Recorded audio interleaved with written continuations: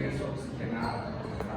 Todo lo que es la circulación menor empieza con el retorno venoso sistémico, es decir, la vena cava superior y la vena cava inferior drenan sangre desoxigenada a la aurícula derecha. La aurícula derecha pasa todo su contenido a través de la válvula tricúspide al ventrículo derecho. El ventrículo derecho es una bomba que va a inyectar la sangre hacia la válvula pulmonar o a través de la válvula pulmonar a la arteria pulmonar. ¿Para qué? Para que la sangre se oxigene en los pulmones, ¿verdad? Una vez la sangre oxigenada acá en los pulmones, va a regresar a la aurícula izquierda a través de 4 venas pulmonares, 2 derechas y 2 izquierdas, ¿no? La sangre de la aurícula izquierda va a pasar a través de la válvula mitral al ventrículo izquierdo. El ventrículo izquierdo es la principal bomba del corazón que manda sangre a todo el cuerpo a través de la válvula aórtica, ¿verdad? A través de la válvula aórtica, el arco aórtico y de ahí a todo el cuerpo. Todo este lado es circulación menor y esta es circulación mayor. Y para tener un concepto más claro y recordarlo mejor es la anatomía del corazón. Acá tenemos, fíjense, este lado es azul, ¿por qué? Porque es sangre desoxigenada. La sangre desoxigenada, normalmente una sangre que llega a la aurícula derecha, tiene una saturación más o menos entre 75 y 85%. En cambio, del lado izquierdo del corazón, la oxigenación es igual o mayor a 95. Bueno, eso depende de la altitud. Ustedes saben que a mayor altitud, mayor concentración de oxígeno en la sangre. Por ejemplo, acá en Cochabamba, una saturación normal es igual o mayor a 93. A nivel del mar, una saturación normal es igual o mayor a 95. En La Paz, por ejemplo, es una altitud mayor, la saturación normal es igual o mayor a 89. Entonces, la saturación de la sangre siempre va a variar dependiendo la altitud, ¿no? Entonces, decíamos que la vena cava superior drena la sangre de la mitad superior del cuerpo. La vena cava inferior va a drenar la sangre venosa de la mitad inferior del cuerpo. Entonces, sangre desoxigenada llega a la aurícula izquierda, también derecho, al atrio derecho o aurícula derecha. Esta sangre desoxigenada que llega a la aurícula izquierda, sangre desoxigenada que satura más o menos 75%, va a pasar en fase de diástole al ventrículo derecho a través de la válvula tricúspide. La válvula tricúspide se llama tricúspide justamente ¿por qué? Porque tiene 3 válvulas, la anterior, la posterior y la septal. A través de esa válvula la sangre pasa al ventrículo derecho. El ventrículo derecho en fase de sístole va a expulsar la sangre a través de la válvula pulmonar, que igual tiene estrivalva, y lo expulsa hacia el tronco de la arteria pulmonar. El tronco de la arteria pulmonar, ustedes saben que se divide en rama izquierda y rama derecha, que al final llevan la sangre a los 2 pulmones. ¿Para qué? Para que la sangre se oxigene. Decíamos que la saturación normal acá va a ser más o menos 75. Ya cuando la sangre llega a los pulmones, ahí se va a oxigenar. Ya sangre muy oxigenada llega al atrio izquierdo a través de las 4 venas pulmonares, 2 izquierdas y 2 derechas. Acá la sangre va a tener una saturación igual o mayor a 95. Incluso hay literatura que dice que la sangre acá satura 99%, ¿no? Nunca va a saturar 100%. ¿Por qué? Porque la aurícula y el ventrículo izquierdo también tienen venas que drenan directamente hacia estas 2 cavidades izquierdas. Por eso es que la saturación nunca va a ser 100%. ¿Dónde la saturación es 100%? En las venas pulmonares, ¿verdad? Entonces, la sangre ya rica en oxígeno llega al atrio izquierdo. Del atrio izquierdo pasa a través de la válvula mitral. Mitral solo tiene 2 válvulas, ¿no? Del lado derecho tenemos la tricúspide con 3 válvulas, del lado izquierdo solo 2, mitral, 2 válvulas, ¿no? Entonces la sangre pasa a través de la válvula mitral al ventrículo izquierdo y el ventrículo izquierdo quiere hacer expulsar la sangre a través de la válvula aórtica, que también es trivalva. En la gran mayoría de los casos, un 30% de la población tiene la válvula aórtica bivalva. ¿no? Y solo en determinadas circunstancias pueden tener alguna complicación, pero ya la gran mayoría de la población, la válvula aórtica es privada. Entonces la sangre que expulsa el ventrículo izquierdo a través de la válvula aórtica va hacia la aorta ascendente, al callado aórtico, y acá tenemos 3 vasos supraórticos. Este de acá, el primero, es el tronco brachiocefálico. El tronco brachiocefálico se va a dividir en 2, carótida derecha y subclavia derecha, ¿no? En cambio, del lado izquierdo nacen por separado. Este de acá es la carótida izquierda y esta es la subclavia izquierda. Entonces, como ven, del callado aórtico nacen 4 vasos. Los del lado izquierdo nacen por separados, subclavia izquierda y carótida izquierda. En cambio, del lado derecho nace el tronco brachiocefálico y este tronco brachiocefálico se va a bifurcar en 2, en carótida derecha y subclavia derecha, ¿vale? Y al final todo esto lleva sangre a la mitad superior del cuerpo y a las extremidades superiores. Y luego viene la aorta descendente que va a llevar sangre oxigenada al resto del cuerpo, ¿vale? Entonces, esto de acá es circulación menor y esto de acá es circulación mayor. Algunos conceptos básicos en cuanto a los ruidos cardíacos. Ustedes saben que los ruidos cardíacos son 2, primer ruido y segundo ruido. ¿Cómo auscultamos? O cuando nosotros estamos auscultando un corazón siempre hay 2 ruidos, ¿no? Hay muchos mnemotécnicos en cuanto a cómo auscultar un corazón. A muchos les gusta el tunta, a otros les gusta el luptum, ¿no? Tunta, tunta, tunta, o el duplu, duplu, duplu. Primer ruido y segundo ruido. Eso es en condiciones normales. En condiciones patológicas aparece un tercer ruido o incluso un cuarto ruido. Eso lo vamos a ver cuando veamos algunas patologías específicas. Recordar que el primer ruido se debe al cierre de las válvulas atrioventriculares. ¿Cuáles son esas válvulas? Tricúspide y mitral. Y el segundo ruido está producido por el cierre de las válvulas semilunares. ¿Cuáles son? Pulmonar y aórtico, ¿verdad? Si yo les digo, estoy auscultando un segundo ruido intenso, entonces ustedes tienen que pensar cuáles válvulas se están cerrando con mayor fuerza. Las válvulas semilunares, ¿verdad? Ya sea la pulmonar o la válvula aórtica, ¿vale? Entonces recordar que el primer ruido, cierre de las válvulas atrioventriculares, y el segundo ruido, el cierre de las válvulas semilunares. ¿Qué características tiene, por ejemplo, el primer ruido? El tono del primer ruido, si uno lo compara con el tono del segundo ruido, es ligeramente más bajo. ¿Por qué el tono del primer ruido es ligeramente más bajo? Es nada más por la diferencia de presión. Es decir, que existe más diferencia de presión o existe más presión entre el ventrículo y la aorta, que al final el segundo ruido está producido por el cierre de las válvulas semilunares.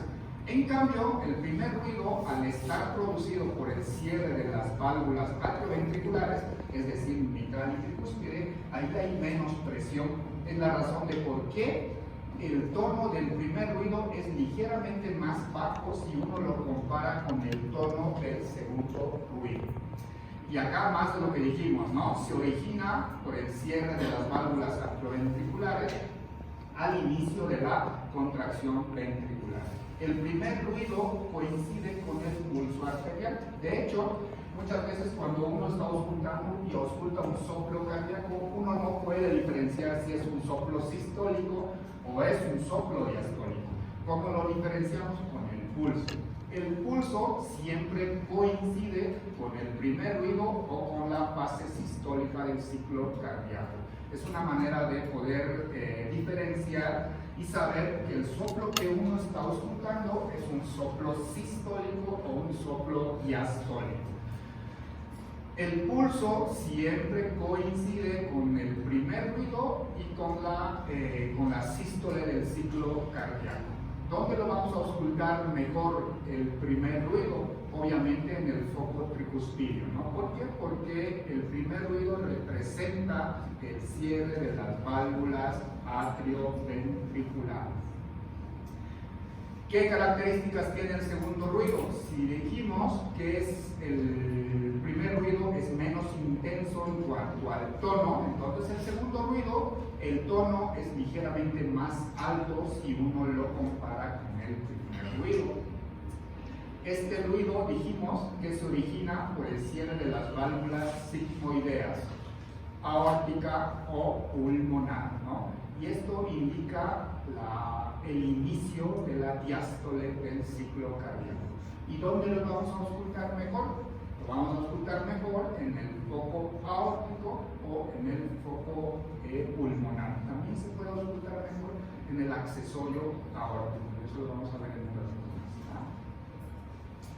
Ahora, otra cosa que tenemos que recordar es el ciclo cardíaco. La definición de ciclo cardíaco es muy amplia, ¿no? Pero no como definición, sino como un concepto general, podemos decir que el ciclo cardíaco son los hechos que ocurren en el corazón desde el comienzo de un latido hasta el comienzo del siguiente latido, y tiene dos fases, sístole y diástole. ¿Por qué tiene que existir sístole y diástole? Por una simple razón. Fíjense acá tenemos en esta imagen de acá tenemos la fase de diástole y acá tenemos la fase de sístole. ¿Por qué tienen que existir ambos? ¿Por qué no pueden ser simultáneos? Por esta razón. Cuando las aurículas están en sístole, los ventrículos deben estar en diástole. Es decir, que las válvulas atrioventriculares deben estar abiertas. Imagínense que la aurícula derecha, vamos a hacer el ejemplo con la aurícula derecha, imagínense que la aurícula derecha está en sístole y la válvula tricúspide esté cerrada. ¿Dónde va a mandar la sangre? No es viable, ¿cierto? Entonces, para que la contracción auricular sea viable, la válvula tricúspide debe estar abierta. ¿Por qué? Porque al hacer una contracción el atrio derecho expulsa o manda sangre del atrio al ventrículo, ¿no? Ahora, cuando el ventrículo está en sístole, la válvula atrioventricular debe estar cerrada. Imagínense que el ventrículo derecho se está contrayendo y mi válvula atrioventricular está abierta. ¿Dónde se va a ir la sangre? Va a regurgitar y se va a quedar en la aurícula derecha, ¿no? Entonces, en fase de sístole, la válvula atrioventricular, ya sea tricúspide o mitral, debe estar cerrada. Y obviamente la válvula sigmoidea o semilunar, en este caso la pulmonar, debe estar abierta. Imagínense que las dos válvulas estén cerradas, tanto la atrioventricular como la semilunar estén cerradas. ¿Dónde iría la sangre? Pues la sangre no va a ningún lado, ¿cierto? Entonces, en diástole, las válvulas atrioventriculares deben estar abiertas y la válvula semilunar tiene que estar cerrada, ¿no? Al revés, en sístole, las válvulas atrioventriculares tienen que estar cerradas y las semilunares tienen que estar abiertas, ¿no? Imagínense acá, un ejemplo acá. Este es mi ventrículo izquierdo. Por diferencia de presión, el ventrículo izquierdo, por ejemplo, ya vamos a ver las diferentes presiones que manejan las diferentes cavidades del corazón, pero como un ejemplo, el ventrículo izquierdo tiene una presión en diástole de prácticamente 0. En cambio, la aorta en diástole tiene una presión de más o menos 70 u 80. Entonces, si decimos nosotros que en diástole la válvula atrioventricular tiene que estar abierta, obviamente la válvula aórtica debe estar cerrada. Si por algún motivo, por una patología reumática, la válvula aórtica no se cierra de manera correcta, al yo tener una presión en diástole de 0 acá y en la aorta de 80, entonces la sangre va a regurgitar, ¿verdad? Es por eso que las válvulas tienen que ser competentes y esto de sístole y diástole tiene que funcionar a la perfección. Ya si no funciona esto por algún motivo, entonces ahí existen las insuficiencias valvulares o las estenosis valvulares. Y todo lo que es insuficiencia valvular, estenosis valvular y una comunicación entre dos cavidades que normalmente no debería de existir, al final eso origina lo que es un soplo cardíaco como tal, ¿vale? Entonces, ¿qué es un ciclo cardíaco? Una definición de ciclo cardíaco es la interrelación de fenómenos eléctricos, mecánicos, volumétricos y de presión en el corazón y grandes vasos. Esta es la definición de ciclo cardíaco, una interrelación de fenómenos eléctricos, mecánicos, volumétricos y de presión en el corazón y grandes vasos. A ver si se ha entendido. En esta imagen de acá, en esta primera imagen, ¿en qué fase del ciclo cardíaco está ahí? ¿Por qué? Esta imagen de acá. En diástole. ¿Por qué? Porque las válvulas atrioventriculares, en este caso la tricúspide y la mitral, están abiertas. Entonces el corazón se está llenando, los ventrículos se están llenando de sangre. ¿Y cómo están las válvulas semilunares? Cerradas, ¿verdad? ¿Qué pasa si por algún motivo esta válvula no se cierra completamente? Va a tener regurgitación valvular, ¿cierto? Esta imagen de acá, ¿en qué fase del ciclo cardíaco está?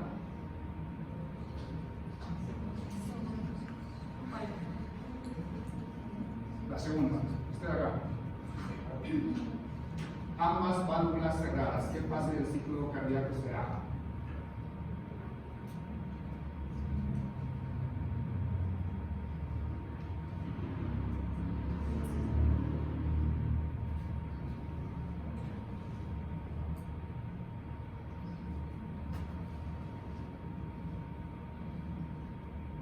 ¿Tienen una idea? ¿Qué fase del ciclo cardíaco es? Ok, ¿eso cómo se llama? Eso, ¿pero qué?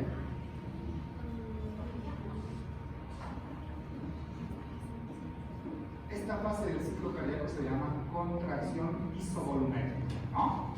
Ambas válvulas cerradas. Es un pasito previo a la sístole ventricular, ¿vale? Entonces acá en la contracción isovolumétrica tenemos cambio de presión, más no de volumen. Es decir, las diferentes cavidades del corazón cambian de presión, pero no cambian de volumen, ¿vale? La imagen del medio, ¿en qué fase del ciclo cardíaco está?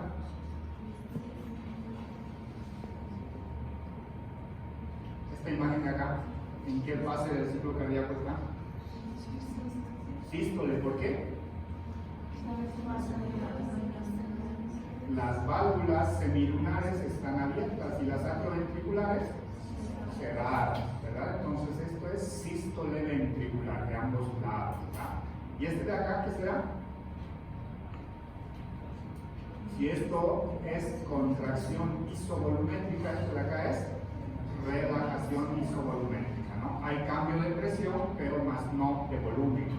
Y este de acá, la última imagen,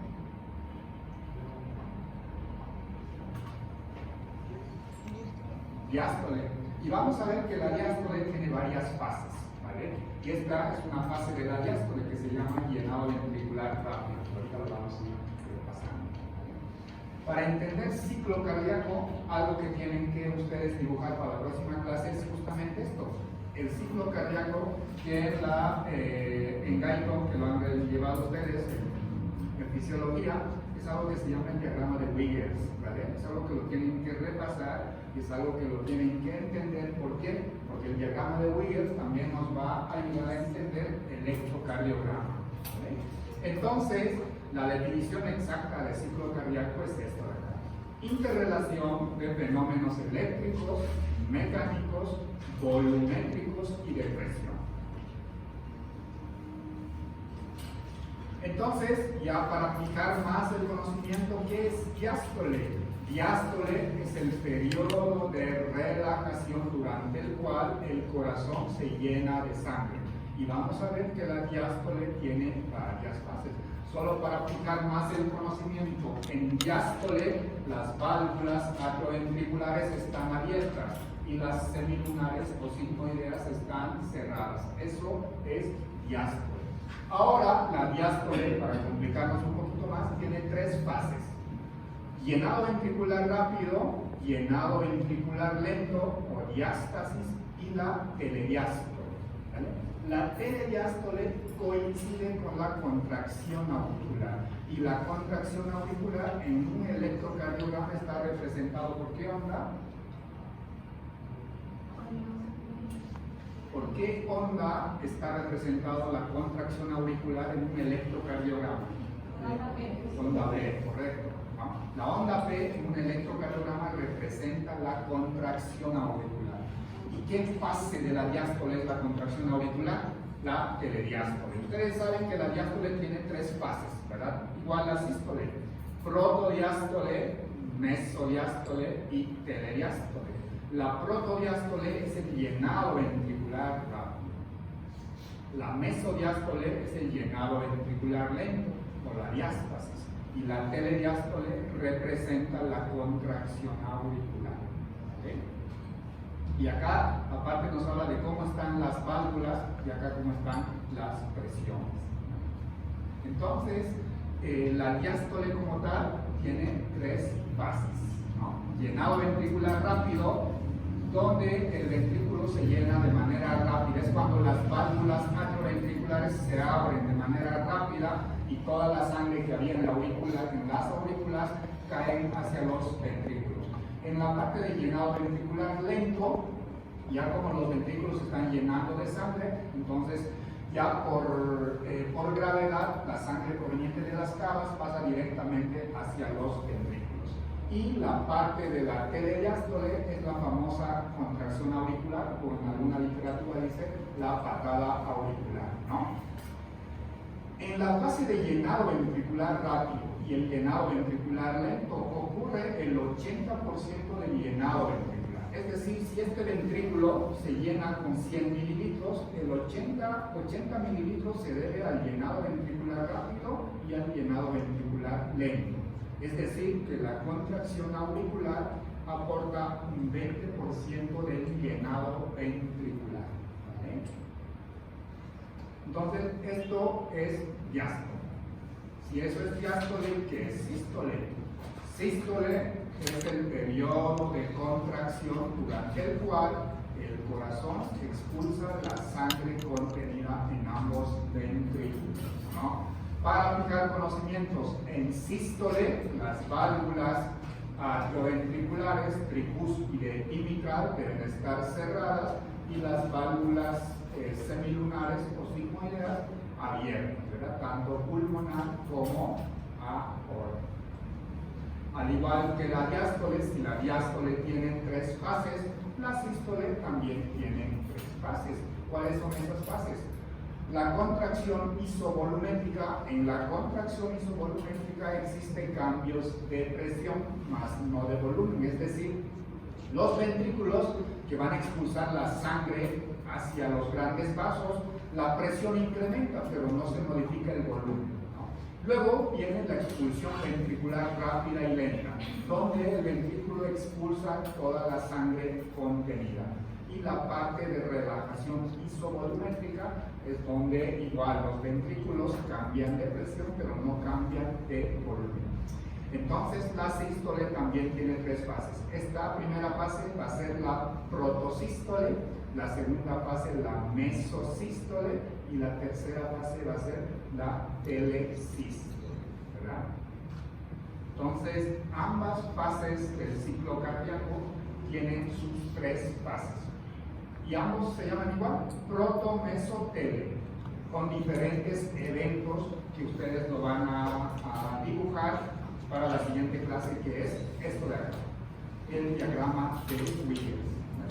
Si ustedes entienden este diagrama de Wiggers, van a entender muchas, pero muchas cosas, y todo lo que es cardio se va a hacer más fácil, porque si entienden el diagrama de Wiggers, van a entender parte de electrocardiograma. Siempre decimos que los fenómenos eléctricos preceden a los fenómenos mecánicos y volumétricos. Es decir, fíjense acá, decían, esta es la parte del trazo de electrocardiograma, ¿no? Acá tengo mi onda P. Dijimos que la onda P representa la contracción auricular. Fíjense acá, la onda P precede a la contracción auricular mecánica. Esta es la contracción auricular, la sístole auricular, todo este periodo acá, ¿no? Pero fíjense cómo en el electrocardiograma se marca más antes, ¿no? Por eso que decimos que los fenómenos eléctricos preceden a los fenómenos mecánicos. Fíjense, por ejemplo, acá la presión de la válvula aórtica. Estas líneas entrecortadas es la presión de la válvula aórtica. ¿Cómo es la presión de la válvula aórtica o del arco aórtico en general? Fíjense que en sístole la presión de la válvula aórtica o del arco aórtico es más o menos 120 y en diástole hasta cuánto grado? 80. Es decir, que la presión del arco aórtico, tanto en sístole como en diástole, siempre tiene presión. En sístole 120 y en diástole 80, ¿verdad? No llega a ser diferente a la presión ventricular. Este de acá es la presión ventricular, esta línea de acá. Este de acá es la presión ventricular. Fíjense que la presión ventricular en sístole es alto, más o menos llega hasta 120, pero en diástole la presión ventricular es prácticamente cero.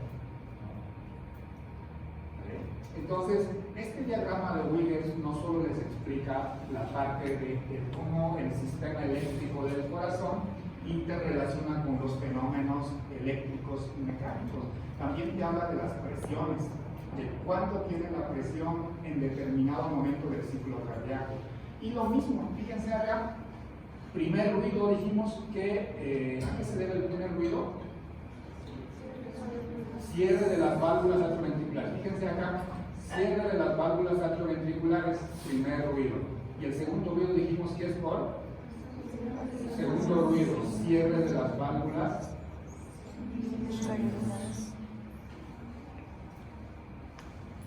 Acá miren, válvula aórtica, ¿no? Justo acá. Segundo ruido. Entonces, nos habla del primer y segundo ruido. Esto de acá es el fonocardiograma. Es un equipo que había antes que nos ayudaba a determinar si existe un tercer ruido o un cuarto ruido, ¿no? Actualmente el fonocardiograma ya no existe. Ha sido reemplazado por el electrocardiograma y el ecocardiograma. ¿No? Y acá, aparte del diagrama de Wiggers, también te habla de volumen. Fíjense acá cuánto de volumen maneja el ventrículo, ya sea izquierdo o derecho en determinados momentos. Por ejemplo, acá en fase de sístole, cuando el ventrículo expulsa la sangre, fíjense cómo el volumen de más o menos 130 mililitros llega prácticamente a 50 mililitros. Es decir, que un ventrículo, ya sea el ventrículo derecho o el ventrículo izquierdo, nunca está vacío. Siempre tiene un volumen telediastólico residual, que es más o menos entre 30 y 40 mililitros, ¿no? Entonces, este diagrama de Wiggers te ayuda a entender qué sucede con el corazón en cuanto a eventos eléctricos, mecánicos, volumétricos y de presión. Y esto es lo que me van a dibujar para la siguiente clase, pero dibujado, ¿no? No quiero imprimirlo y nada más. Dibujado, con colorcitos. Digo, ¿no? Consiguen uno de estos y empiezan a dibujar. Primer ruido, el electrocardiograma, cómo se comporta el volumen ventricular, las presiones ventriculares.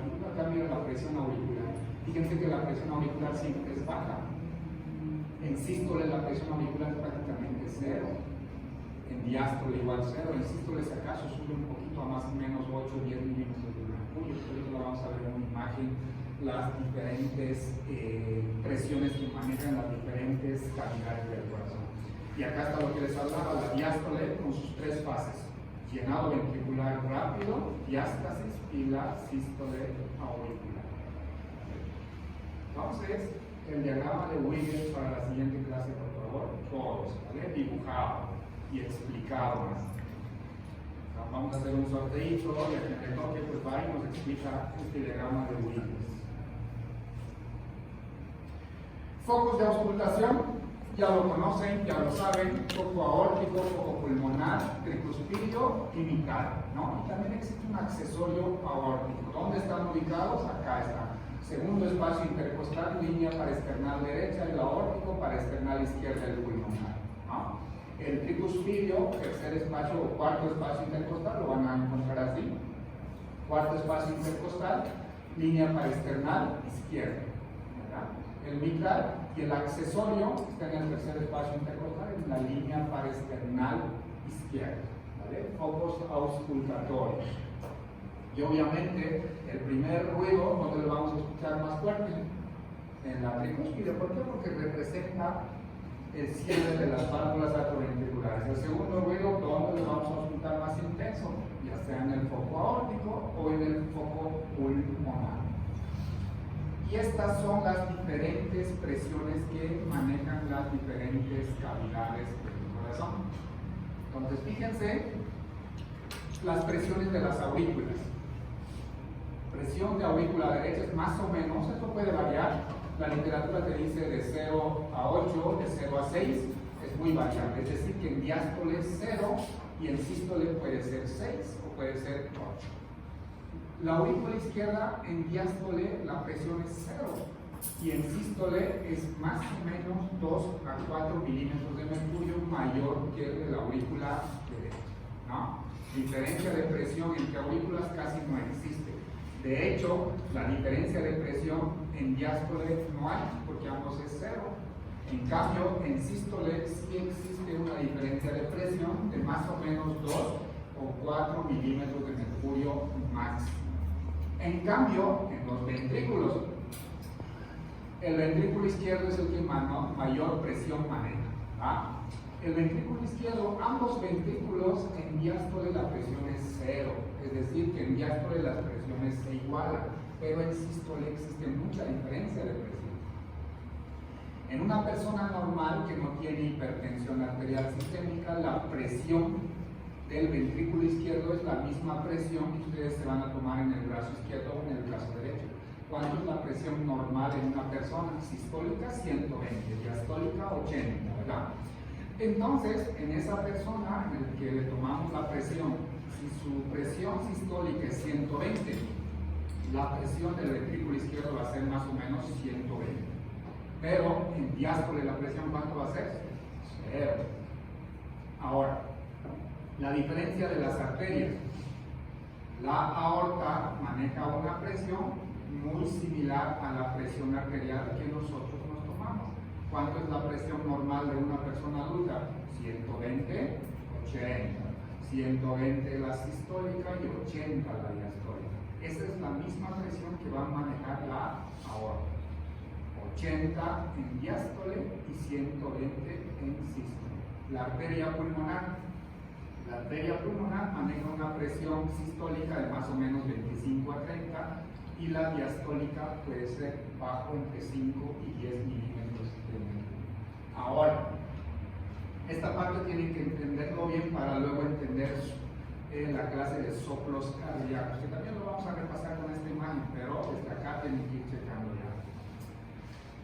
Un soplo cardíaco es cuando existe paso de una cavidad de alta presión a otra cavidad de baja presión.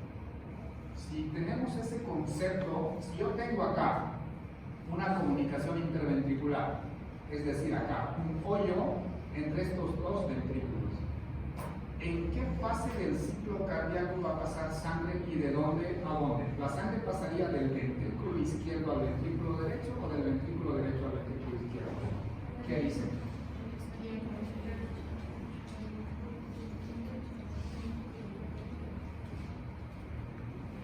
La sangre siempre va de una cavidad de mayor presión a otra cavidad de menor presión, ¿verdad?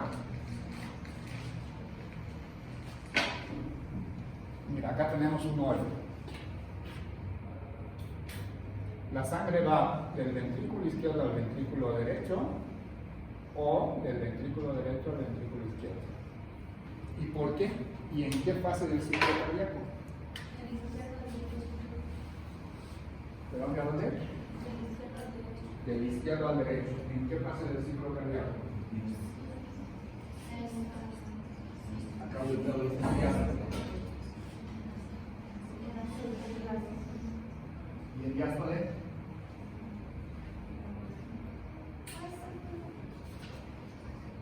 Puede ser, no puede ser. Pues sí, bueno, no. A ver, repasaremos el concepto. La sangre siempre va de una cavidad de mayor presión a otra cavidad de menor presión. La sangre siempre va donde hay diferencia de presión, gradiente de presión. La sangre no se mueve entre dos cavidades con una misma presión. Miren, en diástole, el ventrículo derecho, ¿cuánto tiene de presión? 0. En diástole, el ventrículo izquierdo, ¿cuánto tiene de presión? 0. Si yo tuviera un hoyo acá de este tamaño, ¿la sangre cree que se vaya de un lado a otro? No. ¿Por qué? Porque no hay diferencia de presión, ¿verdad? En sístole, acá en el ventrículo izquierdo tengo 120 y en el ventrículo derecho tengo 30. ¿Cuánto de diferencia de presión tengo? 90, porque acá tengo 120, acá tengo 30. 120 menos 30, 90. Tengo 90 de diferencia de presión. Esa diferencia de presión se llama gradiente de presión, ¿vale? Entonces, si repasamos el otro concepto, que decimos que la sangre siempre va de una cavidad de mayor presión a otra cavidad de menor presión. Entonces, ¿la sangre de dónde a dónde va? Del ventrículo izquierdo al ventrículo derecho. ¿Por qué? Porque acá hay mayor presión. Ahora, ¿en sístole o en diástole? En sístole. ¿Por qué no en diástole? Porque las presiones son iguales, así mismo. Ahora, excelente. Ahora, de hecho, hay una cardiopatía congénita que se llama comunicación interventricular. Y en una comunicación interventricular el soplo es holosistólico, justamente por eso. Ahora, lo mismo, pero acá. Yo tengo un hoyo, acá, entre las dos aurículas. ¿De dónde a dónde va la sangre y en qué fase del ciclo cardíaco? Desde la aurícula izquierda a la derecha. De la aurícula izquierda a la aurícula derecha. ¿En sístole o en diástole? En sístole. ¿Y en diástole? No. ¿Por qué? Porque las presiones son iguales. Así de fácil. Ahora, tengo otra comunicación. Ahora, entre la aorta y la pulmonar. Acá. Esto se llama conducto arterioso. Aorta y pulmonar. ¿De dónde a dónde va la sangre y en qué fase del ciclo cardíaco? La sangre siempre va a ir de la aorta a la pulmonar en condiciones normales. ¿En qué fase del ciclo cardíaco?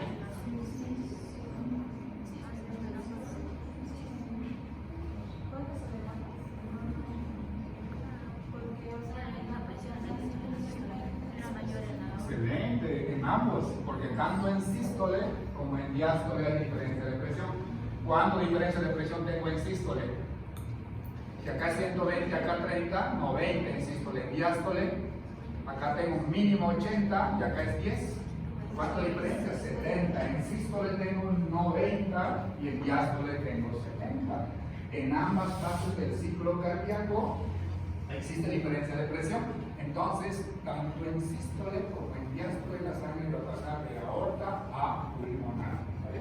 Esta cardiopatía se llama conducto arterioso permeable y el soplo cardíaco que produce es un soplo continuo, es decir, que abarca tanto sístole como diástole, ¿vale?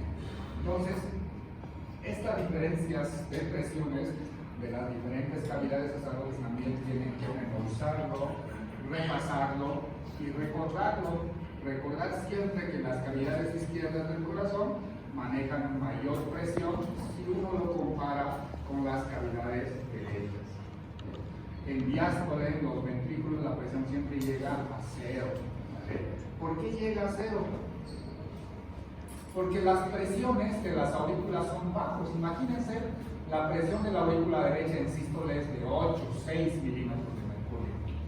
Si mi ventrículo derecho tuviera 10 de presión, la sangre nunca pasaría de atrio a ventrículo. ¿Por qué? Porque la presión sería mayor en el ventrículo que en la aurícula.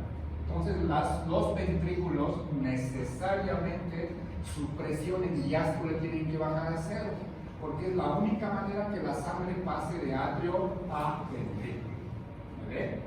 las presiones de los ventrículos en diástole siempre llegan a cero. Si no, no hay forma que la sangre de atrios pase a ventrículos. ¿Por qué? Porque la sangre siempre va de una cavidad de mayor presión a otra de menor presión. ¿Se entiende? ¿Alguna duda? Consulta.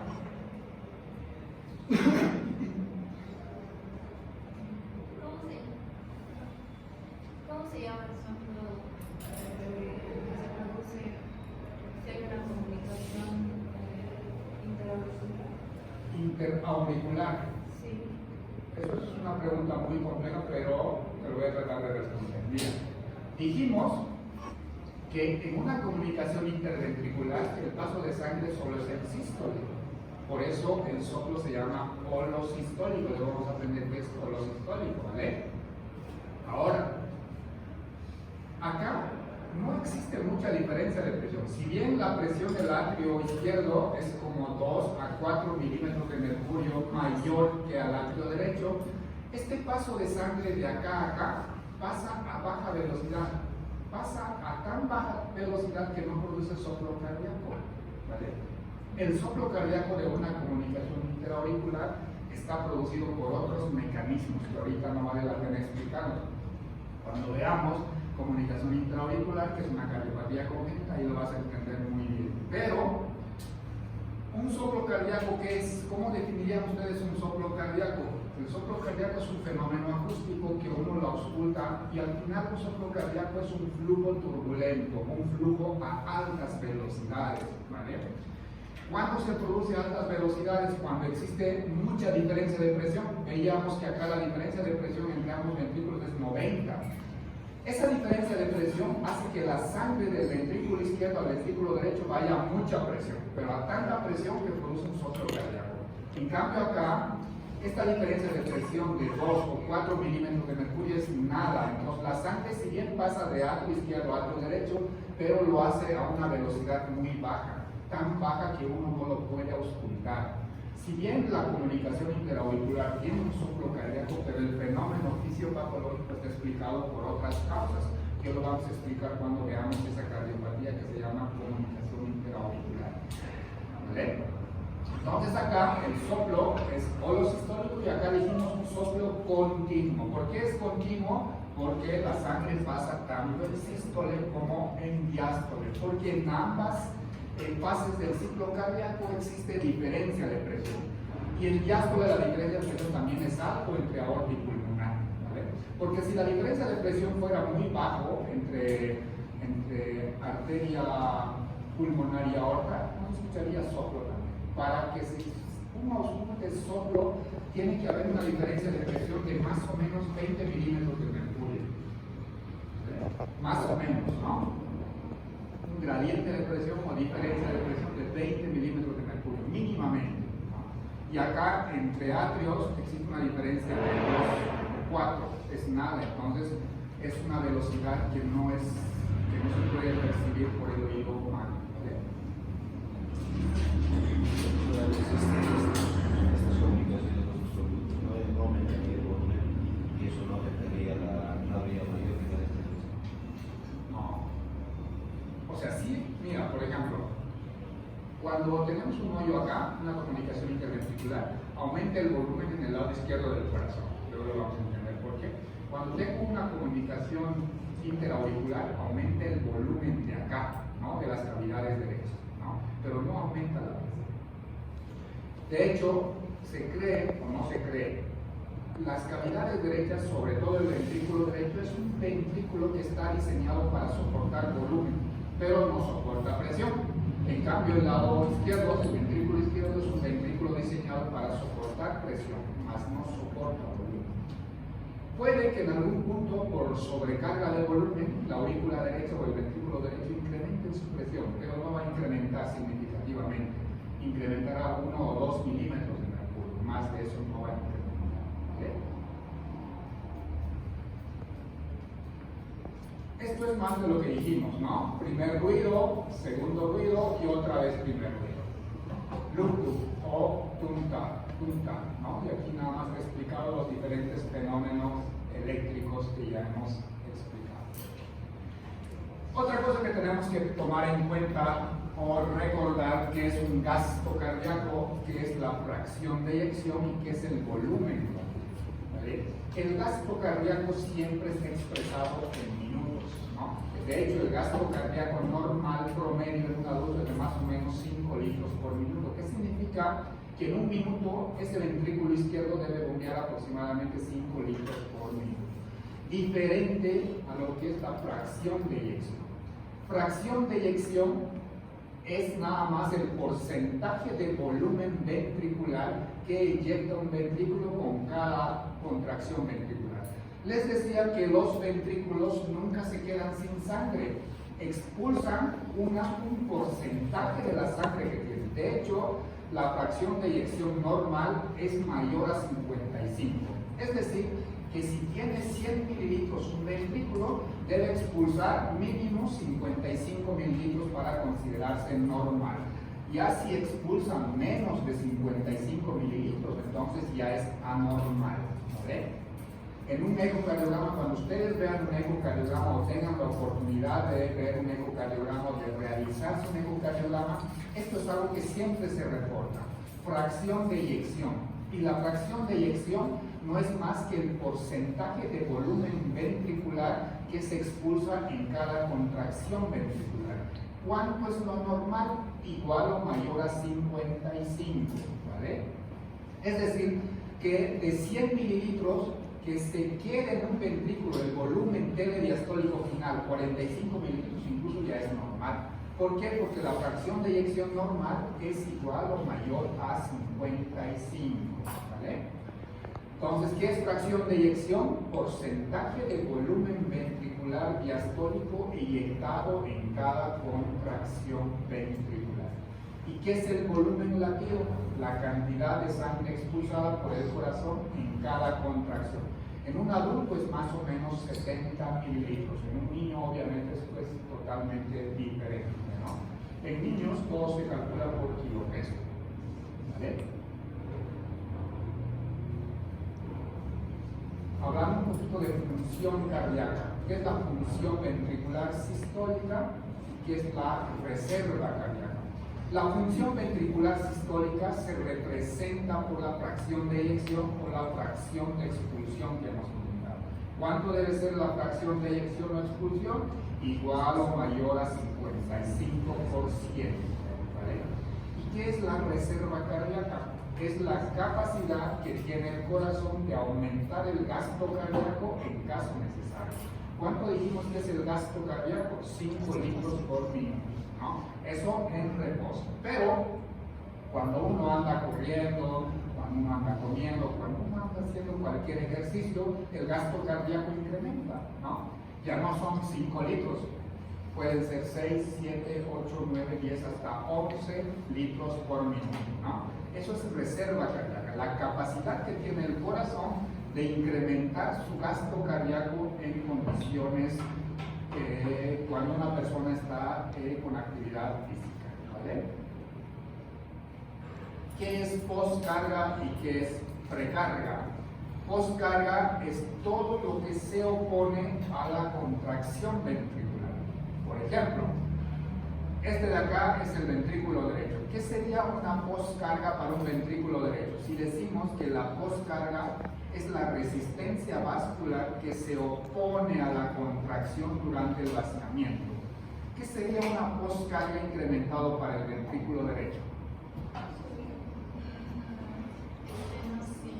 Estenosis de la válvula pulmonar, excelente. Si acá esta válvula no se abre completamente, entonces estamos incrementando la postcarga para este ventrículo derecho. ¿Qué sería una postcarga incrementada para un ventrículo izquierdo? Estenosis de la válvula aórtica. ¿Qué más?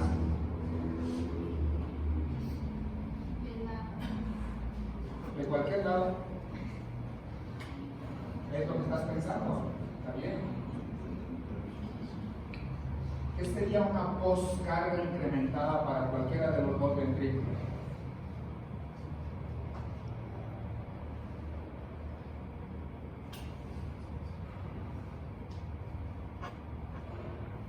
¿Cuánto es de manera normal la presión arterial, dijimos?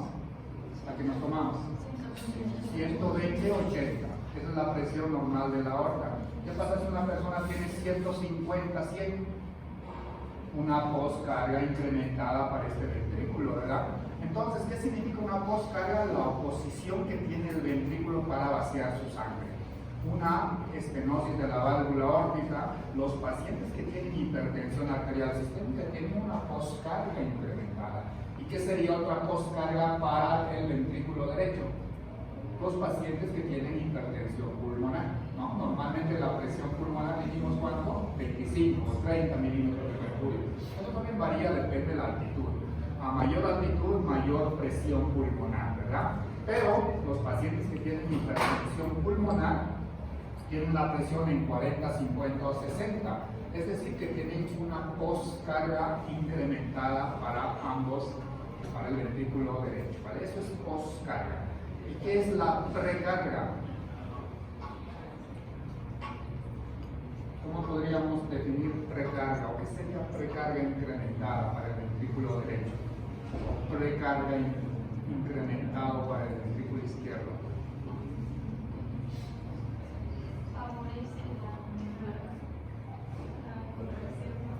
Ok, pero ¿qué sería cómo sería una precarga incrementada? Mayor volumen, exacto. Hagamos de cuenta que el ventrículo derecho normalmente tiene 100 mililitros, pero de repente le llegan 110 o 120 o 130. Entonces este ventrículo tiene que hacer una sobrecarga o una presión adicional para poder expulsar toda esa sangre, ¿no? Eso sería, o a eso llamaríamos una precarga incrementada o una precarga alterada. Normalmente los ventrículos están diseñados para manejar determinados volúmenes, ¿no? Ya cuando estos se incrementan, pues se incrementa la precarga, ¿vale? Su contractilidad pues más fácil, ¿verdad? Es la capacidad intrínseca del miocardio como tal para acortar su longitud independientemente de la precarga y la postcarga. Muy bien, eso fue algo de lo que es un poco de anatomía y fisiología cardiovascular. Como ya les dije en la clase inicial, todo va a ser el de electrocardiograma. Y vamos a repasar un poquito de esto acá.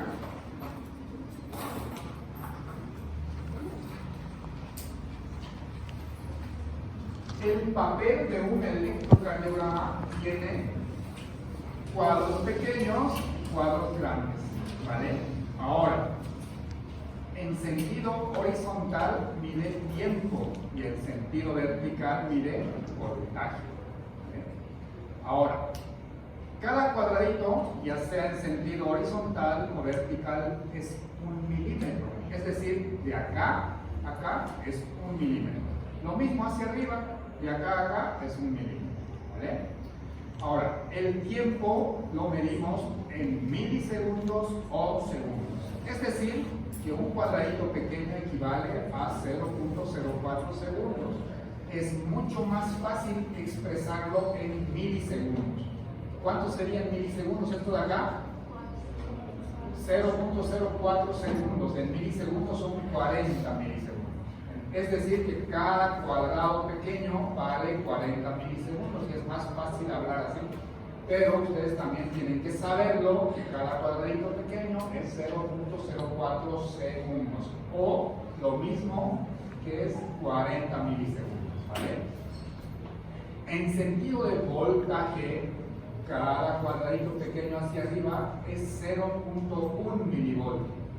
0.1 milivoltios. Es decir, que 10 cuadraditos hacia arriba hacen 1 milivoltio. ¿Por qué? Porque cada cuadradito pequeño es 0.1 milivoltios.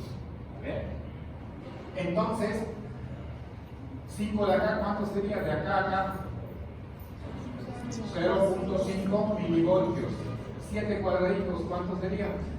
0.7 milivoltios. 15, 1.5 milivoltios, correcto. Ahora vamos en tiempo. 10 cuadraditos, ¿cuánto es acá? En milisegundos.